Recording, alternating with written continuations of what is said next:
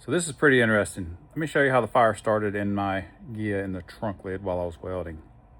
You're gonna be surprised. This is the trunk latch that was in there. It's out of the Acura TSX. I had the wiring that went to it to have an electric solenoid. I was eventually gonna make it to where you hit the button under the dash and it pops the trunk. I would have had to put some spring mechanism in here, which I hadn't done yet at the time. Anyways, as you can see where the fire originated in this area right here. So this is where the fire was.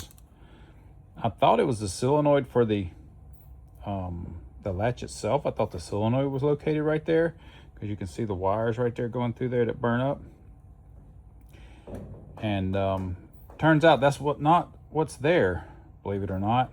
What I was doing was welding on this grill. I had like 4 bars in here, and the 4th bar was pointed basically down towards the latch. So the latch was basically right here, and it like this, and it was wired into the wiring. Of course, this right here, this went up in here, but and it's just caught on fire. Well, come to find out, I forgot that I had a new latch, and I actually ran across it. I was looking for something else. This is a new latch, right? So what's inside there is actually a spring. But if you look closely, you can see that this is actually the wire and stuff, and the spring still in here. So I don't think that's what caught on fire. What caught on fire was something right more along here in this area. That is the after effect, I think, of it catching on fire. I think that spring caught on fire. That's what it looks like to me. It looks like that spring is actually what ignited and caught on fire, because you can see you still got parts of that switch. If that switch would have been the initial part of the fire right there, I don't know that it would have actually caught anything else on fire, number one. Number two, it would have been gone. That spring, there wouldn't be nothing left of that switch if it's what caught on fire. You can see the spring there inside it. So I don't think it originated here at all. This also explains why none of the wiring was messed up. None of this was bad. And you can also see evidence of this locking mechanism here. As you can see where it goes, the end of it is right by the spring. And this is what the end of it looks like. So it was obviously hot right there. And I think what it caught on fire was that cover, because it was right up under that. It's right up under that cover.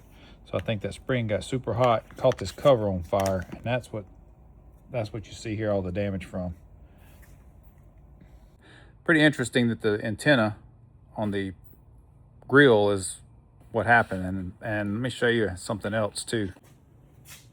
So the ground I had hooked here, and I was welding on like this bar right that's right up under here. I was actually welding on this particular bar, which was pointed down there. So just understand that if you have a spring like that nearby, it's not necessarily electronics, but man, that had to be pretty powerful to catch that spring on fire. So it might be something you might want to think about if you're ever welding on a car or anything that's shaped like that, like an antenna in a car. So yeah, be careful when you're welding. It's not just disconnecting grounds or anything like that on a car. Like I thought that I had, it was only like 10 inches away from the ground, and it was a straight shot. So I didn't think there was anything that's going to happen. Usually the ground, when you're welding, like it shorts out to the car somewhere, because you got a ground like connected another part of the car, and then you're welding over here and it goes through that, and that's what shorts out things. So with it being really close together, I didn't think it was going to be an issue. So just keep that in mind when you're welding. Pretty crazy.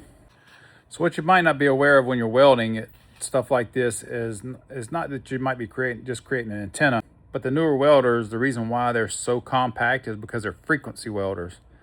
So they're actually putting out a frequency while they're welding. It doesn't matter what kind of welder you're using these days. Pretty much the newer ones are all frequency welders. TIG welding, MIG welding, and I was TIG welding, by the way. So I was TIG brazing, but so anyways, it can put out a signal on something that's shaped like an antenna because it's a frequency. And, you know, I never would have thought of that until that happened to me. But it was a pretty crazy situation. So thanks for watching. Thanks for your support. You have a good one.